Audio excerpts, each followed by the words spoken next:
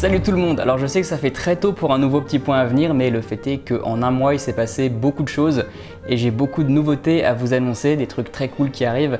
Donc on est reparti pour un petit point à venir de la chaîne.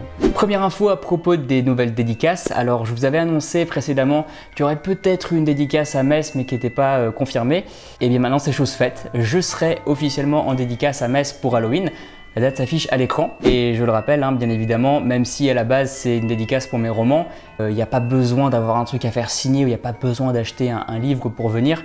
Vraiment, si vous êtes juste là pour mes vidéos, ce sera un plaisir de vous rencontrer, d'échanger avec vous sur l'archéo, sur l'histoire. Bref, venez très simplement pour discuter. Ce sera un plaisir de se rencontrer et d'échanger un petit peu autour de la chaîne YouTube. Ma deuxième info est à propos d'une vidéo que j'ai sortie il y a maintenant quelques temps. C'était la vidéo debunk sur l'épidémie de danse à Strasbourg.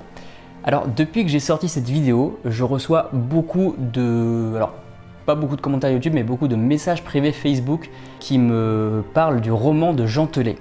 Alors pour ceux qui ne connaissent pas, Jean Telet, c'est un écrivain très fameux, très connu, très doué, qui a écrit récemment un livre Entrer dans la danse, qui traite justement de cet épisode de manie dansante à Strasbourg à la fin du Moyen-Âge.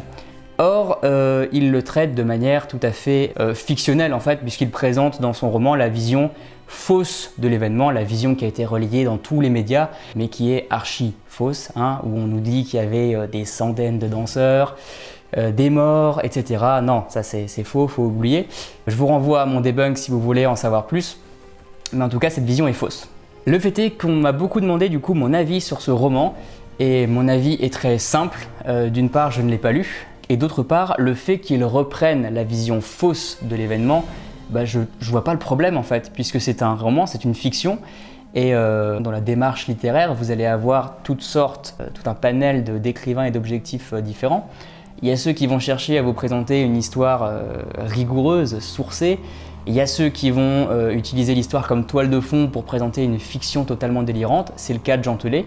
Et je vois pas le problème. C'est une fiction, c'est pas un ouvrage historique, scientifique. Donc l'écrivain, c'est un artiste, il est là pour s'amuser, il est là pour s'éclater. S'il utilise l'histoire, tant mieux. Et c'est pas de son ressort, j'ai envie de dire, c'est pas de sa responsabilité si quelque part les lecteurs prennent ça comme une vérité scientifique, historique. Le problème se situe pas dans la démarche de l'écrivain. Voilà. Alors moi-même, du coup, quand je me situe dans ma peau d'écrivain, quand j'écris des romans, j'aime bien m'inspirer de l'histoire, une histoire qui est sourcée, qui est documentée, et en faire quelque chose de totalement fictif, le mêler à mon imagination, pour en sortir une intrigue qui est palpitante, avec des trucs un petit peu what the fuck, et des dénouements surtout qui sont toujours surprenants. Pour ceux qui ont lu mes romans, vous savez de quoi je parle. Bref, tout ça pour dire que la démarche de l'écrivain, elle n'est pas la même que la démarche du vulgarisateur scientifique ou du scientifique. Et c'est pour ça que, je prends mon exemple, puisque j'ai les deux casquettes. D'un côté, je vous parle d'histoire et d'archéologie rigoureuse sur YouTube.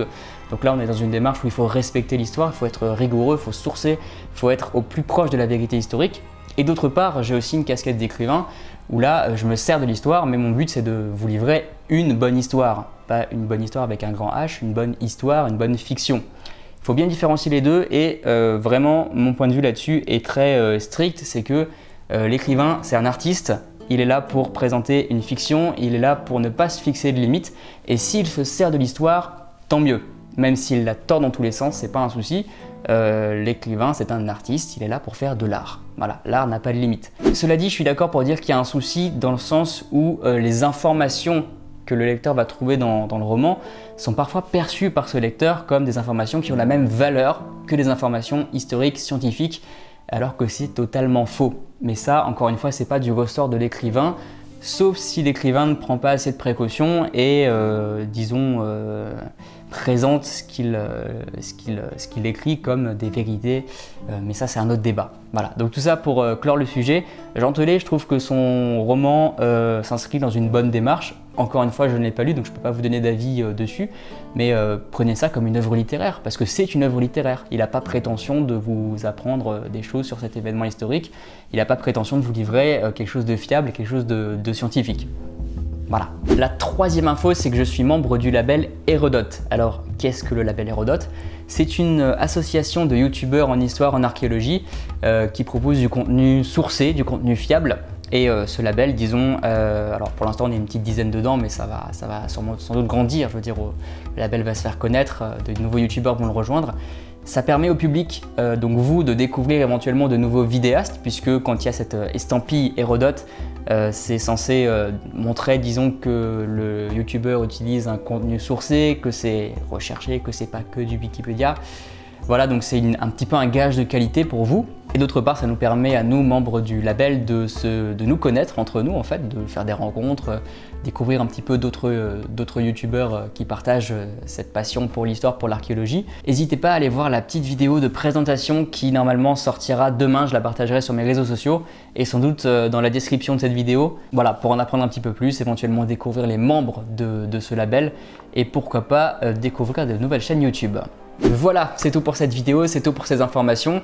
Je souhaite au passage la bienvenue aux 200 nouveaux abonnés.